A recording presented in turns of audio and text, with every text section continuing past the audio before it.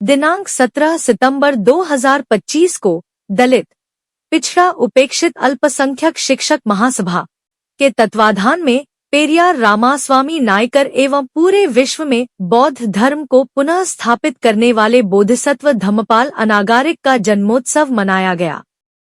यह जन्मोत्सव का कार्यक्रम बुद्ध विहार बबुरहिया जूही कानपुर नगर में कराया गया। कार्यक्रम की अध्यक्षता एवं संचालन प्रदेश अध्यक्ष श्री राजेश गौतम द्वारा किया गया।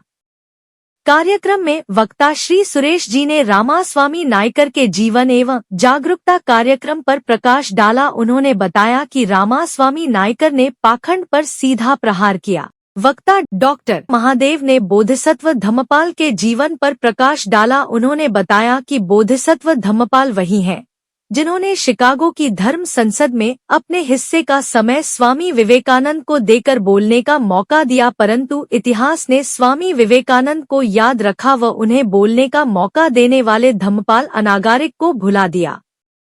वक्ता भुवनेश भूषण ने कहा कि श्रीलंका में जन्मे धम्मपाल अनागारिक ने भारत में सारनाथ और महोबाधी विहार को धरती में उपस्थित अवशेष से निकालकर पूरी दुनिया में बौद्धों के धार्मिक स्थल के रूप में विश्व प्रसिद्ध कराया। कार्यक्रम का समापन प्रादेशिक अध्यक्ष राजेश गौतम ने अध्यक्षीय भाषण के साथ किया। राजेश गौतम ने बताया कि भारत में बौद्ध स्थलों की पुनः खोज में एक कनिंघम का सहयोग भी अनागारिक के द्वारा एवं पेरियार रामास्वामी नायकर ने पाखंडवाद पर जो कुठाराघात किया उससे ब्राह्मणवाद और पोंगा पंथी विचार ध्वस्त हुए।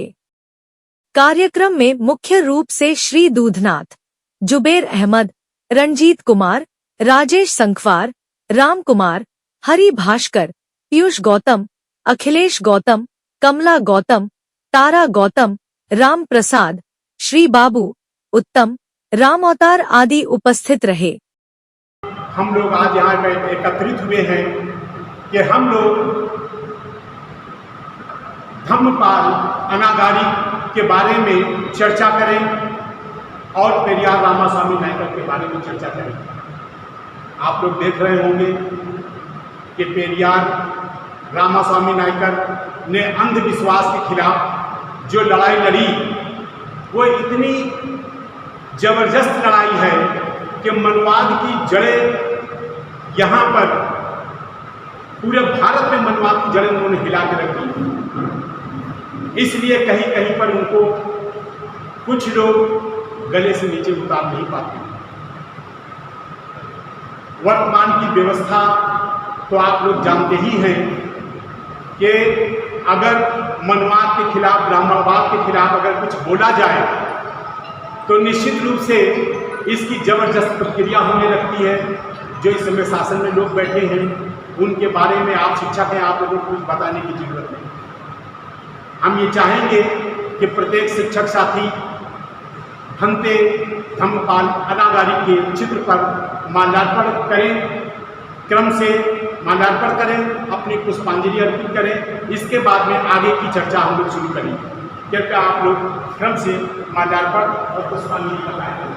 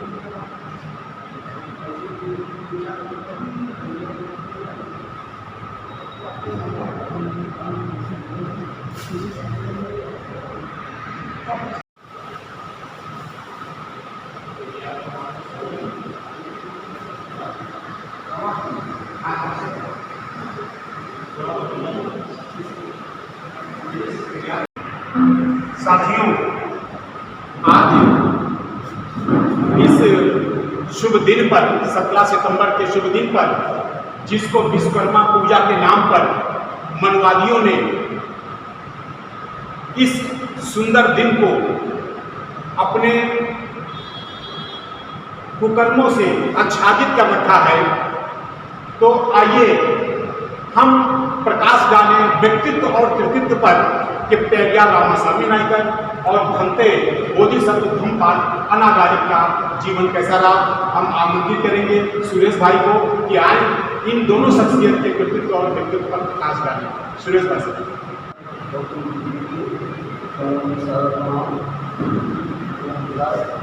और बोधिसत्व बाबा साहब को प्रणाम तथा बोधिसत्व धम्मपाल अनागारिक जिनको प्रणाम। और इस शिक्षक महासभा के अध्यक्ष राजेश गौतम जी तथा अन्य साथियों,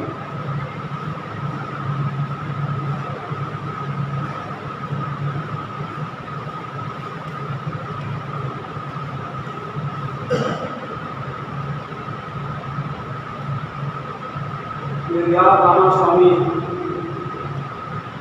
जी का जन्म तमिलनाडु में आज भी के दिन हुआ था। इस बात से सभी लोग प्रतीत होंगे। उन्होंने एक पुस्तक लिखी सच्ची रामायण, जो कि तमिल भाषा में थी, जिसका अनुवाद यही कन्नौज जिले के अखाड़ा गांव के रहने वाले पेरियार ललित सिंह यादव जी ने किया था। और उस सच्ची रामायण में, जो कि वाल्मीकि रामायण से उन्होंने छंदों को उद्धृत किया था, कोई भी बात उन्होंने उसमें अपने मन से नहीं लिखी। जो बातें उसमें लिखी थी उन्हीं बातों को उन्होंने प्रसंगानुसार उसमें लिखा। इस पुस्तक की पहले दक्षिण भारत में काफी आलोचना हुई, और फिर जब पेरियार ललित सिंह यादव जी ने उसका हिंदी में अनुवाद किया, तो प्रकाशन के एक माह के बाद ही उस पुस्तक पर उत्तर भारत में प्रतिबंध लगा दिया और उस प्रतिबंध को हटाने के लिए पेरियार ललित सिंह जी ने 1965 में अपनी 150 बीघा जमीन बेच दी, सुप्रीम कोर्ट में पैरवी की उस इतने को जीतने के लिए, और बाद में जीते और वो पुस्तक जो है प्रकाशित हुई।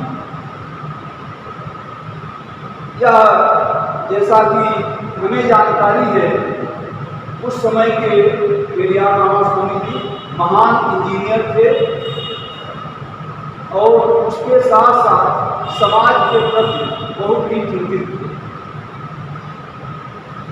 जो समाज में अंधविश्वास और पाखंड व्याप्त था, जिस पर उनकी कठोर प्रतिक्रिया हुई। वे भगवान से 15 प्रश्न किए थे। उन प्रश्नों का मनवादियों के पास आज भी कोई जवाब नहीं है। उसमें के कुछ प्रश्न हमको याद हैं, आपको सुनाते हैं। उन्होंने एक प्रश्न किया कि क्या तुम्हारा भगवान अंधा है जो इस समाज में बलात्कार हो रहे हैं छोटी छोटी बच्चियों के साथ इस देश में, उनको वो नहीं देख पा रहा है? क्या तुम्हारा भगवान खुशामद व्रत है जो कि पूजा अर्चना करवाता है?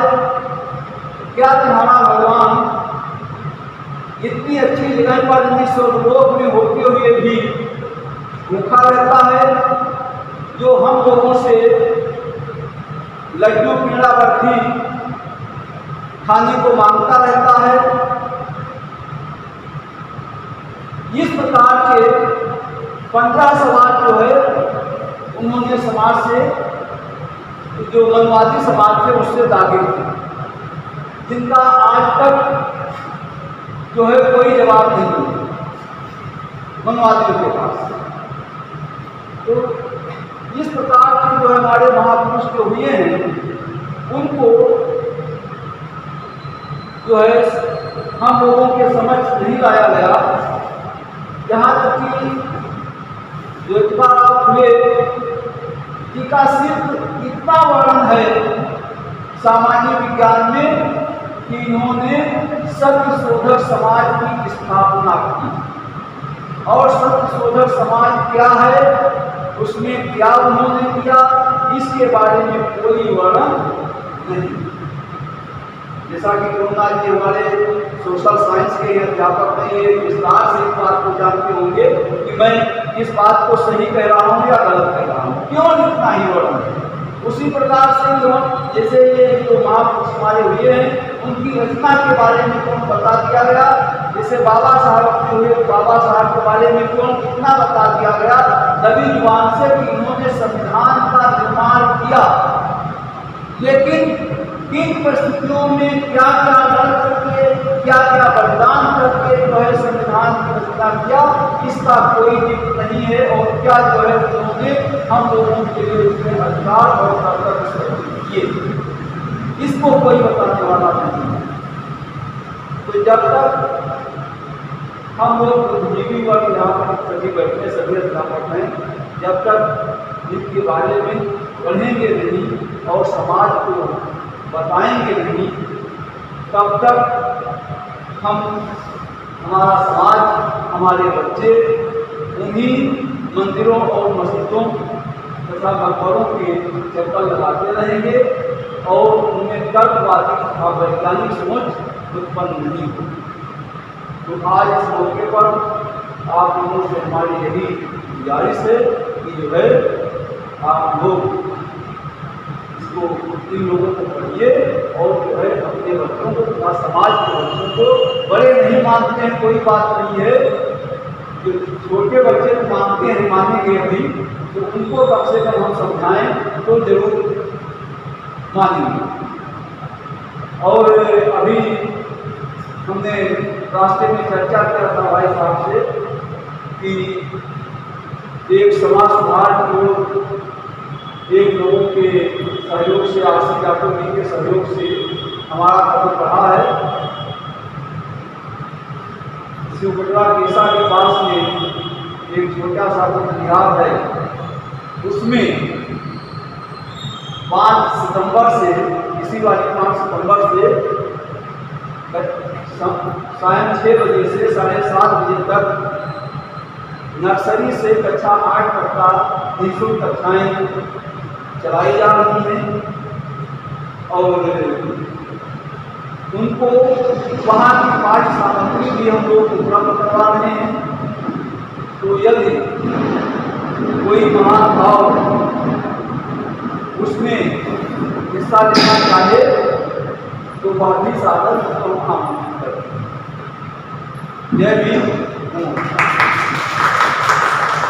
वक्ताओं की अगली कड़ी में हम राजेश जी से, जिला अध्यक्ष हैं अपने संगठन के कानपुर के, उनसे गुजारिश करेंगे कि वो आए और भंते जी को श्रद्धांजलि अर्पित करें।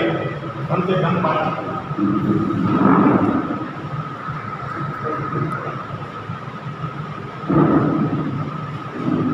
आज बुद्ध विहार इंडिया में दलित पिछड़ा अल्पसंख्यक शिक्षक महासभा द्वारा आयोजित कार्यक्रम में प्रमुख आयोजनकर्ता आदरणीय श्री राजेश गौतम जी और संगठन के सम्मानित सभी पदाधिकारी, आज संगठन द्वारा जो 17 सितंबर को धम्मपाल अनागारी और पेरियार रामास्वामी नायकर जी का जयंती मनाई जा रही है, उन सबकी शुभकामनाएं आप सबको प्रेषित करता हूँ। आज जो जयंती मनाई जा रही है अनागारी जी का, जो 17 सितंबर 1864 में इनका जन्म श्रीलंका में हुआ था। उन्होंने एक बोध गया सोसाइटी की भी स्थापना की, जो सोसाइटी का कार्य था धम्म प्रचार का। वो अपने प्रचार के लिए एक सबसे विशेषता उनकी ये थी कि एक बस उन्होंने प्रोवाइड की थी और उस बस में खुद उन्होंने अपना पूरा घर बना लिया था और उस बस में सभी गांवों में जा जाकर के बौद्ध धर्म का प्रचार किया। लेकिन ये कह सकते हैं कि अगर बौद्ध धर्म का पुनरुत्थान किया है धम्मपाल जी ने ही किया। ऐसे महापुरुष की हम सब लोगों को हार्दिक बधाई और शुभकामनाएं देता हूं। पेरियार रामास्वामी नायकर जी अंधविश्वास और अछूत के खिलाफ, अस्पष्टता के खिलाफ बहुत ही अच्छा कार्य किया। एक बात की घटना है, उन्होंने अंधविश्वास खत्म करने के लिए एक मूर्ति को रख करके लोगों के सामने विश्वास जगाने के लिए कहा था कि इसमें कुछ है कि नहीं है। उन्होंने इतना उसको अपमानित किया था लोगों के सामने, लोगों को लगे कि हाँ इसमें कुछ भी नहीं है। और तभी लोगों को विश्वास हो गया कि अंधविश्वास खत्म हो सकता है, ये सिर्फ पत्थर की मूर्ति है, इसमें कुछ भी नहीं हो सकता है। इसी के साथ अपनी बात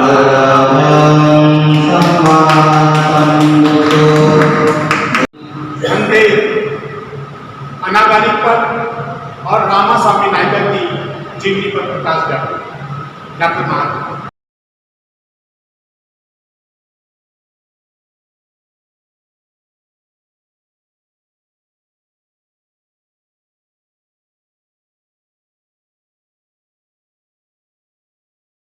तरफ से आयोजित पूज्य बोधिसत्व धम्मपाल अनागारी के जन्मोत्सव एवं पेरियार रामास्वामी नायकर जी के जन्म को खोज निकाला कनिंघम अलेक्जेंडर ने। किसके कारण सफल, किसके कारण हुआ? धम्मपाल अनागारी के कारण इतना काम हुआ। उनके पास तो गवर्नमेंट थी, वो तो बादशाह था और इस प्रकार 1861 में पहला ASI का डायरेक्टर बना अलेक्जेंडर कनिंघम। पहला भारतीय पुरातत्व सर्वेक्षण का पहला डायरेक्टर बना। उसके बाद में दूसरी बार उसको जब रेगुलाइज हुआ तो 10 साल के बाद में 71 में डायरेक्टर बना और नृत्य परमंत को डायरेक्टर बना। आज आप लोग यहाँ पर आए, हम लोग शिक्षक हैं, हम लोग प्रबुद्ध समाज से हैं। अगर हम लोग ये बातें अपने समाज को नहीं बनाए, जिस प्रकार पेरियार रामास्वामी नायकर को, अगर पेरियार रामास्वामी नायकर को भी हम लोग ना जानते होते, अगर पेरियार ललई सिंह उत्तर प्रदेश झिंझर के ना होते तो हम लोग रामास्वामी नायकर को उनकी शिक्षाओं के बारे में नहीं जानते। क्योंकि बड़ी मुश्किल है अपनी शिक्षाओं का प्रचार प्रसार करना, बहुत दुष्कर कार्य है। एक तो हमारे लोग सुनते नहीं है और दूसरे जो हमारे लोग नहीं सुनते हैं तो हमारे लोग भी कुछ काहिल हैं उनको इस काम करने में। अब आप बताइए कि हम लोगों ने ये सूचना डाली हुई है, एक 200 लोगों का ग्रुप है, 200 लोगों के ग्रुप में अगर ये सूचना पहुंची ओबी की बुद्ध विहार में धम्मपाल अनागारी का जन्मदिन हम लोग मना रहे हैं, तो अगर 200 लोगों में ये 20 लोग आएंगे तो आप समझ लीजिए कि आपका प्रबुद्ध शिक्षक संघ कितना सोया हुआ है और कितना जागरूक है। आने वाले दिनों में अगर इस लड़ाई में हम लोग जागरूक नहीं हुए तो खराब दिन आने वाले हैं, इसमें कोई दो राय नहीं। ये जितने लोग यहाँ हैं ये निश्चित रूप से कानपुर के वो शख्स हैं जिनके अंदर धर्म को जगाने की, धर्म की दीप्ति जगाने की जिज्ञासा है। ये वहाँ पर ये वो लोग हैं। इसलिए सब लोग इस जिम्मेदारी को वहन करके अपने स्कूल में आप अन्य बच्चों को भी बताइए। जरूरी नहीं आप गांधी के बारे में बताइए, आप नेहरू के बारे में बताइए, आप मदन मोहन मालवीय के बारे में बताइए, उसके बाद में फिर आइए बाबा साहब और बुद्ध के बारे में बताइए। ये हम शिक्षक संपर्क से हैं। अगर हम अपनी जिम्मेदारी का निर्वहन नहीं करेंगे तो ये कौन करेगा। आप लोग यहाँ आए, हृदय से आभार, कोटि कोटि भूरि भूरि आप लोगों को आभार कि इसी प्रकार आइए और अपने साथियों को जागृत कीजिए। ये हमारे राम कुमार भाई साहब हैं, तो मेरे कॉलेज में मैथमेटिक्स के लेक्चरर हैं और ये आज शायद पहली बार हम लोगों के प्रोग्राम में आए होंगे, क्योंकि ये भी जानते हैं कि हमारा कल्याण इसी रास्ते पर है, इसी रास्ते पर चल के हमारा कल्याण है।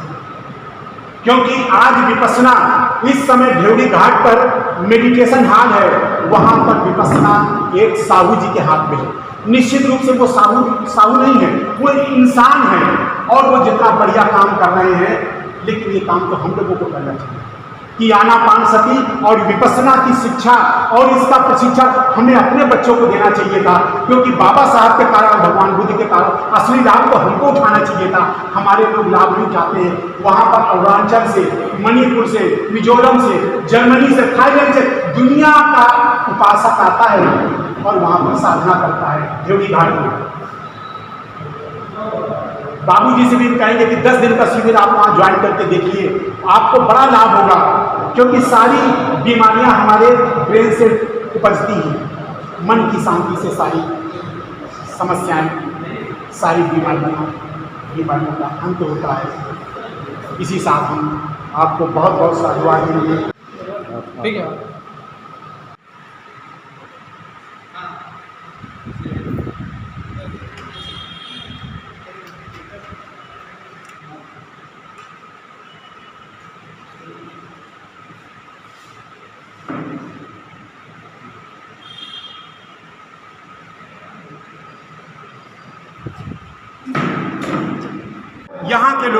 यहाँ के लोग जो प्रचार कर रहे हैं, अपनी सामर्थ्य भर प्रयास कर रहे हैं और प्रचार कर रहे हैं, लेकिन निश्चित रूप से हमारे बौद्ध भिक्षुओं को जो इस समय यूपी में हैं, उनको घरों से निकलना चाहिए और प्रचार प्रसार में लगना चाहिए। एक आदमी जो कि भिक्षु नहीं थे, 1933 में मरने से पहले 1931 में उन्होंने चीवर धारण किया, बौद्ध भिक्षु बने, लेकिन अनागारिक रहे, बौद्ध भिक्षु न रहते हुए भी इन्होंने धर्म का प्रचार किया। हम ये चाहेंगे कि भिक्षुगण भी इस काम में लगें, क्योंकि बिना किसी धर्म प्रदर्शक के कोई काम पूर्ण नहीं हो सकता।